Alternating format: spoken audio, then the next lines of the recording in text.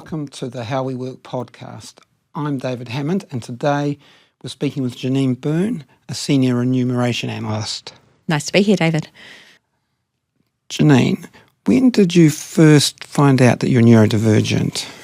So it wasn't something that was really on my radar growing up. I first sort of got suggested to me. I was going through some testing just pre-COVID, so 2020, early 2020, late 2019. I was going through some testing for PTSD. Yeah. And the psychiatrist I was working with at the time strongly suggested, although she could not diagnose me through that testing, that I had ADHD traits. Yeah. So I said, yeah, nah. And kind of talked it over a little bit with my therapist and sort of I was very much of this mindset, and I've done this several times in my life, of I don't need to take any more medication. I'm fine. I've gotten through 40-something years of my life without, living the way I am. It'll be fine. It'll be fine. I've got other things to worry about.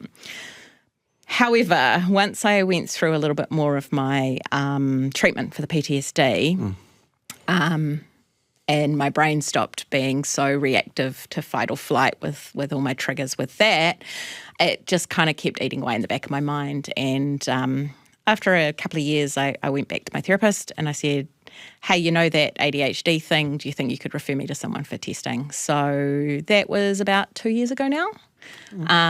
So I was about 43, 44. Right, yeah.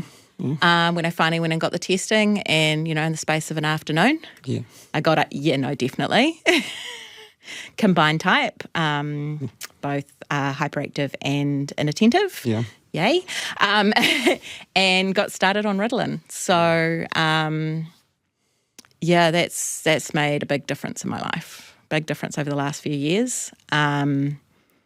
Even though for probably a year or so before I actually got the diagnosis, I was getting my head around the fact that I probably was. And right. I probably, symptom this and symptom B and symptom 4. And, it was like, things are starting to make sense. Yeah. So what did it feel like when you actually received the diagnosis?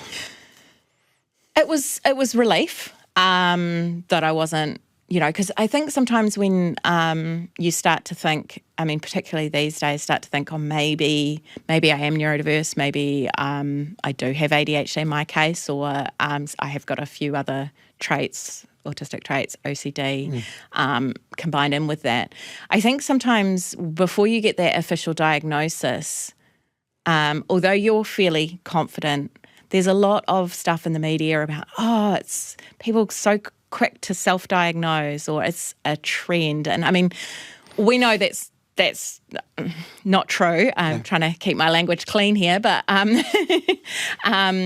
but I think often you sort of, there's that self-doubt creeps in. And so getting the actual diagnosis was like, sweet, okay, I'm not making this up. I'm not overreacting. I'm not hopping on some trend that's, just because everybody else is. And I do have quite a few friends who are neurodiverse. Yeah.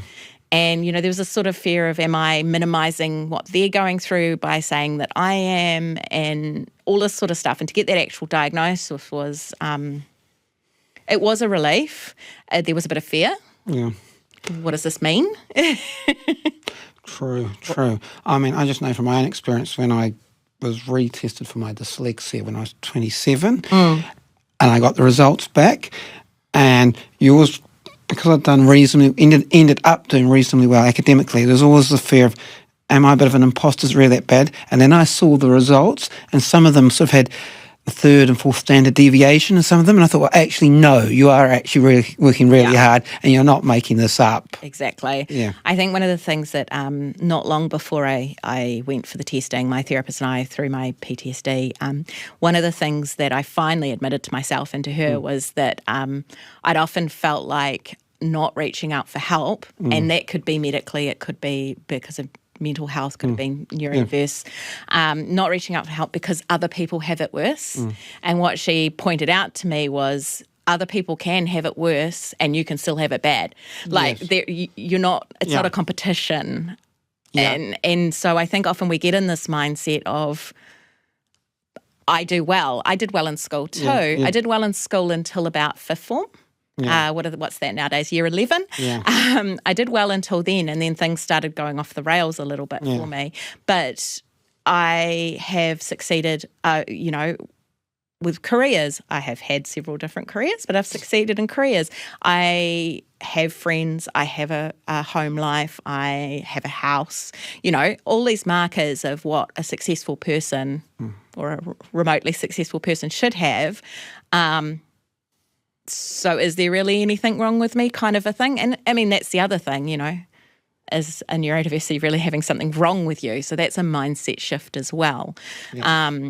But yeah, just because I'm good at some things and I've succeeded in some parts of my life doesn't mean I haven't struggled. And just because I haven't struggled as much as somebody else doesn't mean I haven't struggled.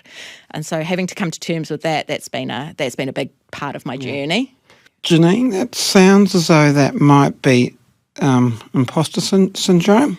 Yeah, I mean, that's something I have struggled with throughout my career in particular, but also my personal life. I think imposter syndrome is something that, it's a phrase that's thrown around a lot, but it's very real. I see it with just about everyone in my life suffering from it in one form or another. I think sometimes when we don't feel like we're good enough or bad enough or hurt enough or anything like that, that comparison to other people often leads us to not take opportunities, not go for that job we want, not put our hand up in class, not want to join a community such as how we work, and not let ourselves have the opportunity to grow or find a community that really can help support us. And then the second you do put your hand up, you find all of these like-minded individuals that are also have had trouble making that step to put their hand up or introduce themselves to someone new or a new community of people that can really help them to feel seen. I mean, being part of the LGBT community as well, being gender diverse, those things can sometimes make you either feel too seen or not seen, feel like hiding away, feel like not wanting to talk about it because that way, if somebody doesn't know, they can't discriminate against you. Yeah. But then when you do go out there and meet people or talk to people who are in the same communities as you, whether that's ADHD, whether that's autism, whether it's neurodiversity in general, dyslexia, dysgraphia, dyscalculia, all of those types of things, whether that's other communities of people, you meet people in those areas and then all of a sudden it's like, hey, that person does the same thing that I do, or that person has experienced that same experience as I have, maybe in a different way. I can learn from that. I can grow from that. Hey, I've experienced this thing that someone else is going through. Maybe I can give some advice. Yeah. And that's where community is really important. It is. I think what you're saying is really powerful because people can often think that they're either not quite bad enough or not quite good enough, and actually, there's a continuum, and I mean, goodness knows all the genetics in this. No one's going to be the same. No. So I think people really need to understand that you can join a community and you don't have to measure up to someone else's expectations. There's not a tape measure on the wall that says if you reach this point, then you can join. No. We've set up a neurodiverse network at my current workplace. Disclosure, you and I helped set one up, at when we worked together many years ago. And my colleagues and I have set one up. It was in the works when I joined the organisation. They'd started having the conversations and I immediately jumped on board when I started working there because they knew that I had been involved with the one that you and I were working on together.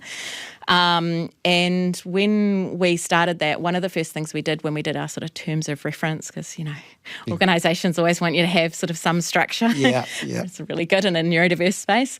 One of the things we did when we talked about our membership was yes, it's for neurodiverse individuals, but it's for people who suspect they might be neurodiverse. Yes. Those that want to learn a little bit more. Yeah. Those who have family members with neurodiversity. Yes. Those having colleagues and people managing those with neurodiversity. And, we've found our membership's probably 25% diagnosed. Yeah. And then there's probably another 30 to 40% not diagnosed. Yeah. And then we have allies, we have people who have family members and managers. Actually, we've got a few managers who come along to some of our sessions to learn a little bit more about what it means and what they can do to support. Yeah, because that's the sort of thing I was conscious of when setting up how we work, is that there's groups for neurodivergent individuals, but there's also space for parents and other allies, and there's space for, I've said managers, but it covers HR specialists, recruiters, everyone in an organisation who wants to learn more. So, it really is a sort of a community, and it recognises there's a whole different sets of groups of people who want to learn and feel supported. Yeah. I'm just thinking, what was school like? Reflecting back with the context. Back. So obviously no clue whatsoever that I was neurodiverse as a child. Having said that, I was tested for dyslexia as a child. My mother specifically had me tested. I didn't used to write, the old school thinking of if you wrote words or letters backwards, there was a potential, just because of the way the brain works and things like that. I used to write entire sentences in mirror writing. Right. Yeah, so there's obviously something early on that was just a little flipped around, but that straightened itself out. I was a very introspective child, very talkative. Anyone who knows me will know that shutting up is hard. I've always got something to say. I've always been that one who's like, you're telling me a story about something. I've got this other story that, here's how we can bond, which, of course, not everybody gets that. Yeah. That's one of the things with ADHD, learning about it. You go, oh, yeah, that's a thing, I'm telling this story about this time this thing happened to me because I want you to see the commonalities. So I was that kid. I'd interrupt a lot. I always preferred to have conversations with the adults in the room. Yeah. I didn't have a big group of friends. I had a couple of close friends. Very good with numbers. Very good with good imagination, even though I have aphantasia. Yes. So picturing new things or images, but I am very artistic and creative. I just tend to create things I can see or that I know of rather than fantastical creatures that I can make up in my mind. I read a lot. And because I was bullied at school, I went to a small primary school in Napier. My teachers were great, but I would get a lot of teasing and things on the schoolyard. I was a redhead. I had crooked teeth. I had braces at primary school.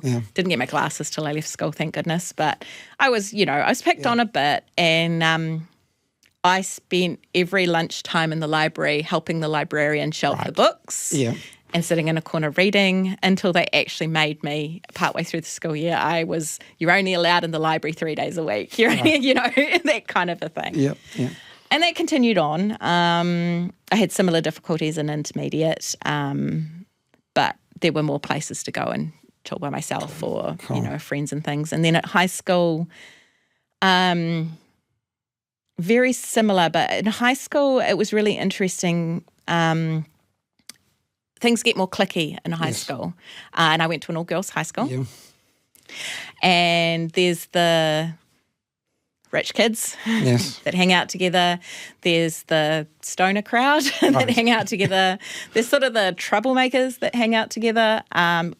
Strangely, those two groups were very different groups. And then there was the sort of the more nerdy, more geeky type ones. And I just flit between all of them. I sort of had more friends in the nerdy troublemaker group of all things, even though that wasn't really me. But like I said, I got to about fifth form and I started struggling. One of the things with neurodiversity is that I've since learnt is that we love a rule if the rule makes sense, right? Yes. So never met a rule I didn't like to know why that rule was in place, yes. There's that one in the States about crossing state borders. You can't do it with a duck on your head, and I had to know why. Yeah. It's about, smuggling across borders, and people used to put ducks on their head, like fake ducks, that sort of thing. So with rules and things,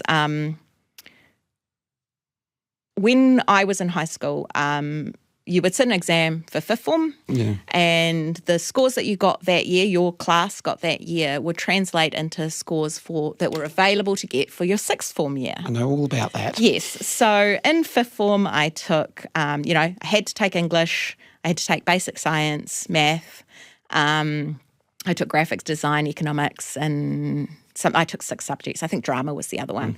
And I got reasonable scores.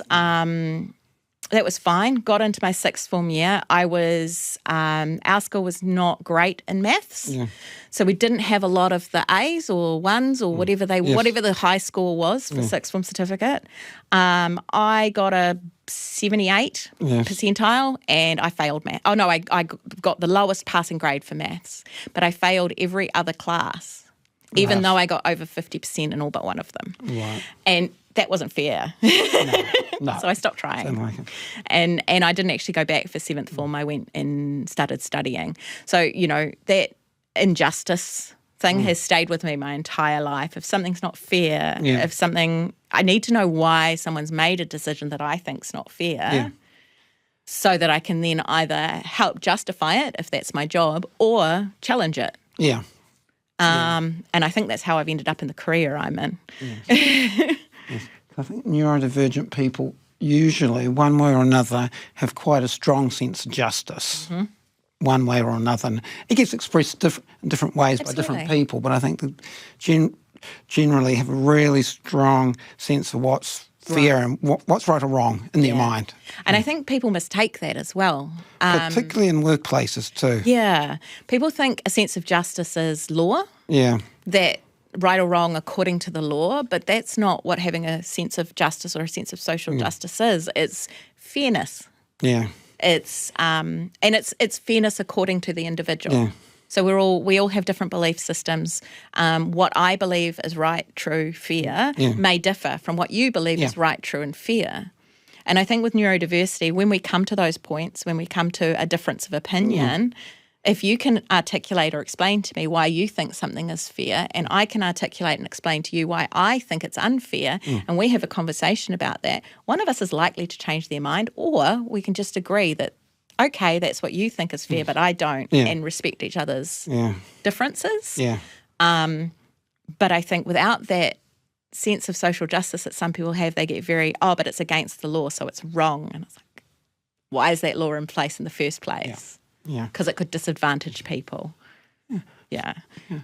I'm kind of curious to know how you ended up as a senior remuneration analyst, because if you were going to, say, a career, someone offering career guidance, it wouldn't necessarily be a role that popped out into people's heads and said, "Go, you can be a remuneration analyst." No. So I just wondered how you got into that space. So, funnily enough, we did have those kind of career conversations at school, and we did some testing. Yeah. Hairdresser or fashion designer, was my number one. So before I was a remuneration analyst, I have been both a hairdresser and a fashion designer. I studied hairdressing. Yeah. I studied it in Tauranga and then moved to Australia to finish my trade certificate. Yeah. From there, I worked. Hairdressing wasn't for me. I loved the actual doing of hair. Yeah. Customer's not always right. Bring in that sense of social justice again. That saying is actually a lot longer, and I can't remember off the top of my head, but it's not actually saying that every single time the person is right. But I think that there is a definite sense of entitlement. Yeah. When people and when I get my hair done, I have a sense of entitlement too. But it got a lot for me, and I ended up moving into an administrative role. Yeah. For a recruitment company. Yeah. And I worked there for several years. I then moved back to New Zealand and was like, what do I do now? I've always been interested in fashion, and I studied fashion design. Right. I graduated top of my class. Yeah. I worked for a leading New Zealand fashion designer for about 4 years. Yeah. Did several fashion weeks, not my clothes on the runway, but assisting with it. Yeah. Got more into the side of administration for her. Yeah. Helping with publications and business and growing her, helping her to grow her business and things like that. And then decided I wanted to come back to Wellington. Yeah. And so I moved down here and worked for an event management company. Yeah. And then I worked at the Otago University School of Medicine. Yep. They've got an office here, and I just worked promoting and marketing their postgraduate programs. That was for about a year. And then I got into the public service and admin. And I did that for a few years, and an opportunity came up to move back into HR. Yeah. And I thought I needed that next step in my career. You get to a point with administration where you could do that forever and do really well, and but I needed a stretch. So I went into generalist HR. Yeah. Because we were a very small team at that ministry. There was only 5 of us. Yeah. Mine was the most junior position in the team, but I ran our payroll. Yeah. And our most senior, apart from the manager, he did a lot of the data and analysis, and he was heading towards retirement. It did take him another 5 or 6 years after this point, but he was headed towards retirement, and he mentored me with data and analytics. I had a joy for it. So again, neurodiversity, pattern recognition, digging out the why. Yes. Looking at injustices, i.e. gender pay gaps, ethnic pay gaps, diversity and inclusion. All that sort of thing. It fascinated me. Yeah. And I threw myself into it. And running the payroll systems meant I had access to all of the people data for our organisation. I was able to develop reporting. I got involved with monthly reporting to our leadership, quarterly reporting, then the reporting that is required through to the Public Services Commission, and it just grew from there. And I was very lucky. I had 2 very good people leaders when I was there, Gillian Brooks and Katie Here, who are both quite well known in HR and the wider Wellington area. Yeah. And they both have a focus on organisational development, diversity and inclusion. They both encouraged me throughout my time at that ministry to join the cross-agency diversity and inclusion groups. And I was exposed to a lot of like-minded people. Yeah. And Katie was my manager just coming into COVID. So this is February, March of 2020, and there was a data analyst position going at the ministry that we worked at together, and it was for a year to cover parental leave, and she encouraged me when I brought it up with her to ask if I could do it as a secondment, which they were open to. The day that they rang me to tell me that I had an interview was the day that the ministry I was at had appointed me as the emergency person for if everything went to heck over COVID. Right. Because I was the one person in the team who could do a little bit of everybody's job. Right, yeah. And so I remember getting that call and bursting into tears at my manager, who couldn't even comfort me because we were all social distancing, and we're standing at a bus stop on Lambton Quay because we could sit at either end of the bus stop seat and have this conversation. And she pushed me to go through with the interview. Yeah. I got the job, and with a great team there. And I was there for about 3 years, and through the recent changes in the public sector, I could see the writing on the wall for things that were happening in that particular ministry, and decided that I wanted out of the central government. I'd done my 10 years. And moved to the role that I'm in now, where I've moved from being a data analyst to a senior data analyst. So generalist HR, data analyst, senior analyst, to now being a senior remuneration and HRIS, which is Human Resources Information Systems analyst, where I do a lot of reporting for a staff of 2,000 people. Cool. Which is great. I love it. It's a huge challenge. I've written them a remuneration strategy, policies, procedures. I do their reviews every year. I'm involved with the sizing of jobs and ensuring equity between groups and teams, and regular reporting on the diversity inclusion of the organisation, the health of the organisation, looking at patterns. It brings me joy. It seems a very wide-ranging job. It is. It touches every part of the organisation, from every role, from our operational roles where we've got people out in the field, to those of my colleagues. It helps them to help senior leadership. I quite regularly interact with senior leadership. I get to incorporate what they need into what I produce to help them to shape our organisation and make sure we're on the right track. Yeah. I can see real change as well for the individual staff member. Yeah. What I do affects people on a day-to-day basis. And it also helps people to do their job well. That must bring a lot of satisfaction to actually know you can do that. It does. Because I imagine when people hear that job title, they possibly think it's quite an abstract sort of job, and actually it's a very, really impactful job.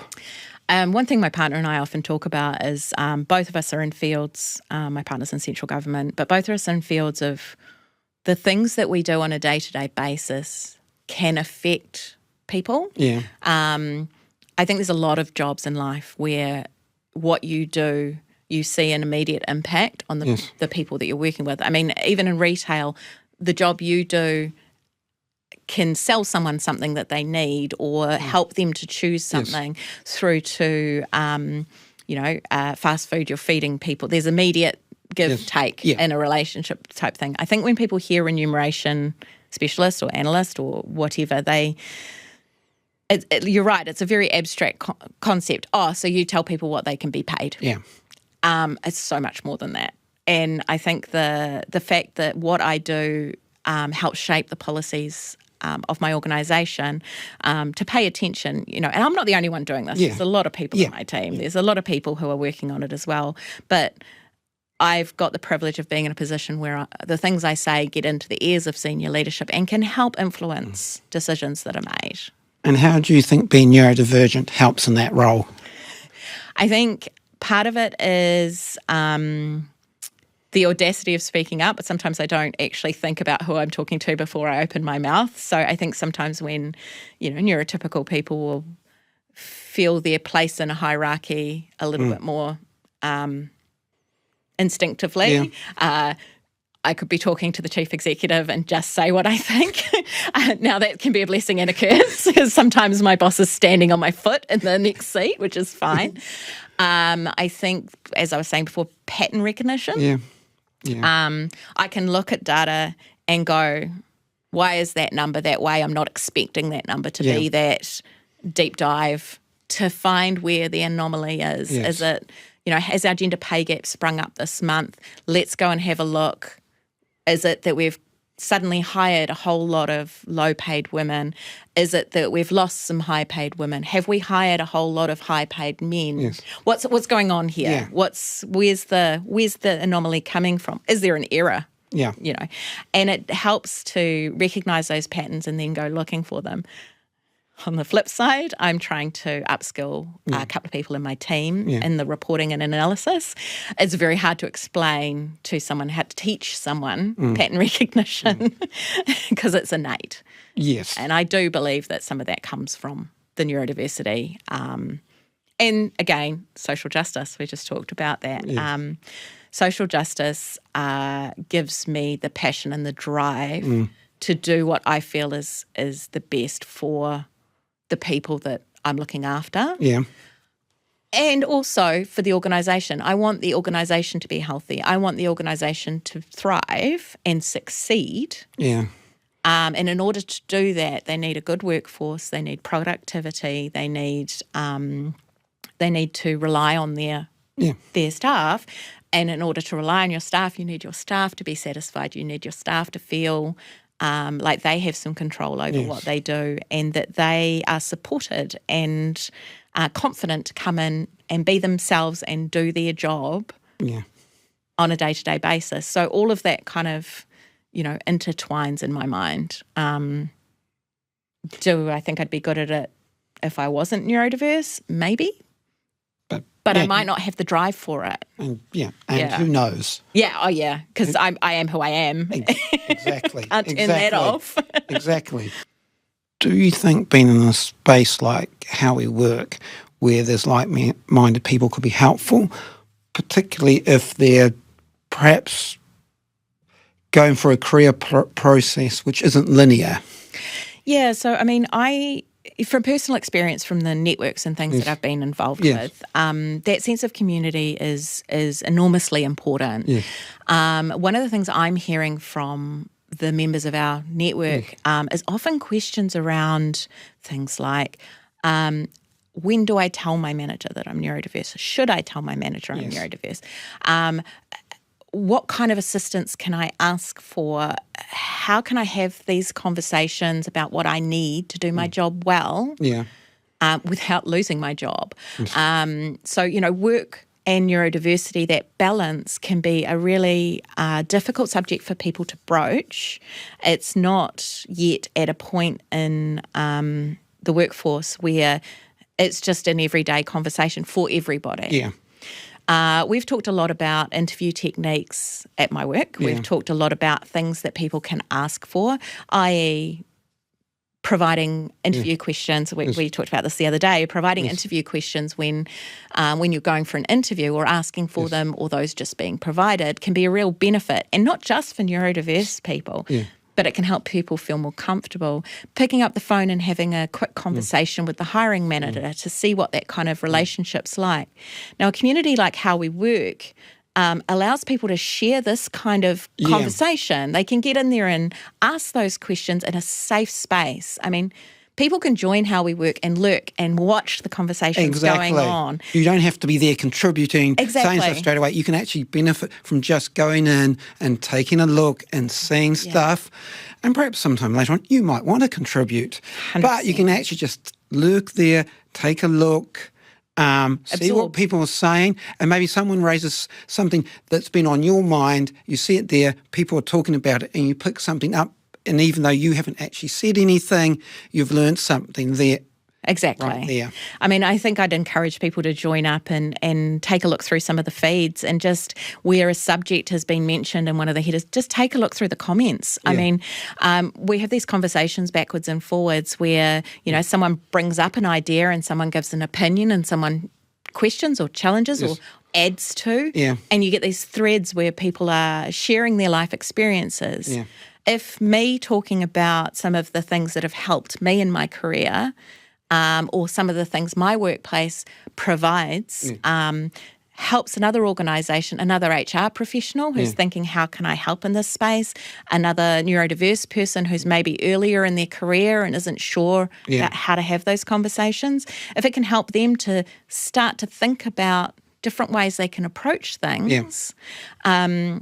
One of the biggest things I did when I starting my current job, in the very first coffee catch-up I had before my interview, I mentioned that I had ADHD. I was literally going through the diagnosis at the time, but I mentioned I had ADHD, and their first response was, what kind of things would you need for us to be successful?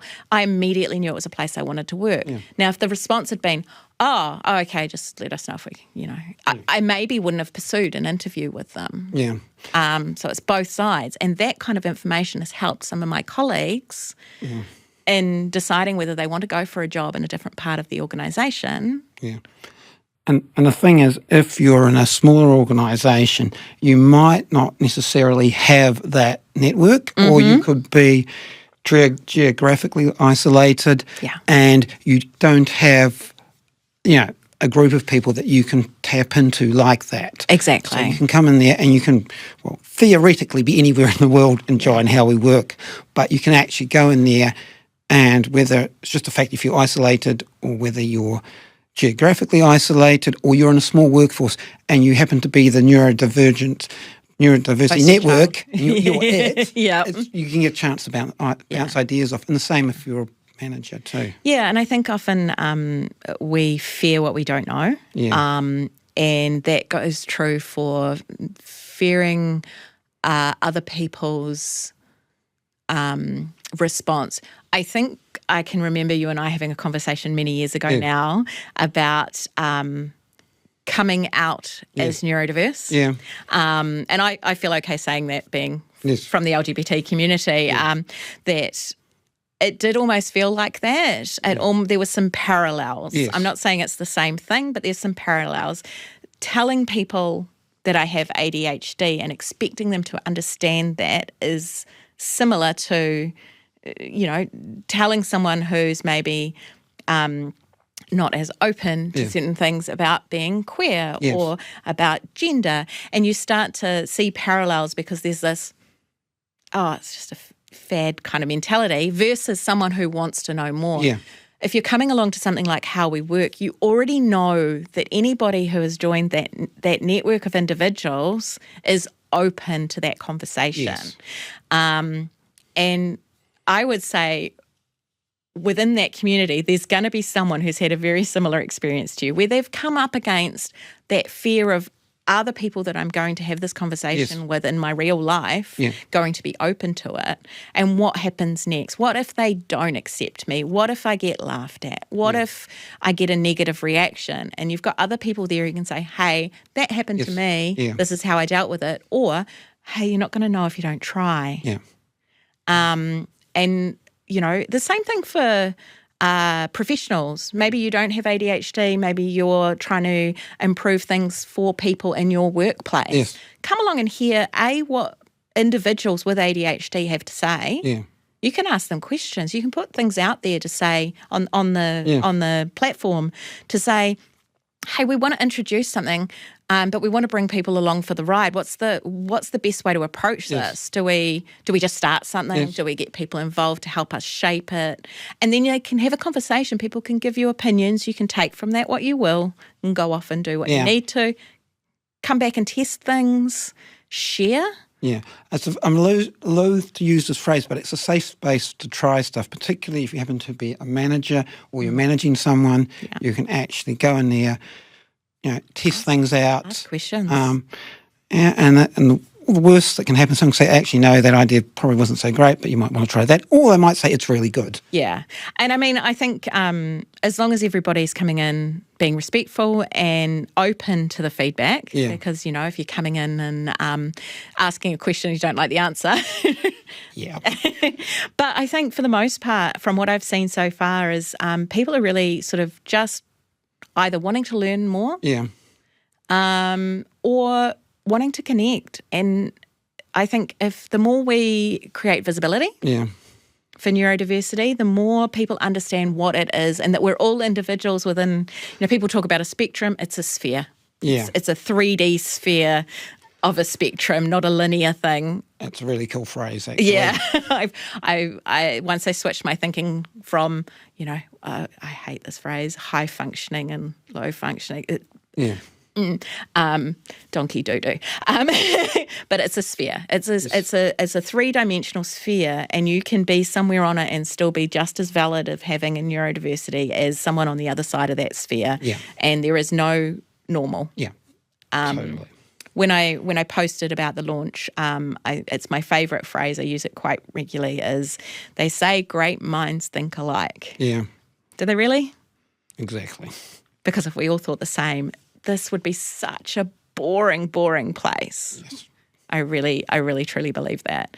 And you can be just as much of an individual as a neurotypical person as someone with a neurodiversity. Yeah. We've got a lot to learn from each other. Janine, it's been great having you along here today. If there's one piece of advice to someone, what would it be about joining a community like this? Give it a go. God, it sounds like such a cliche, but you don't know until you try. As we said before, join, lurk, see what's going on, and when you feel comfortable enough, pop a hello in, answer a thread. I think you'd be surprised what you can pick up just from seeing what everybody else has been talking about. Yeah. Yeah. I think that's just give it a go. Yeah. And try and hold that fear in check. Exactly. Yeah. Thank you so much. Thanks for having me.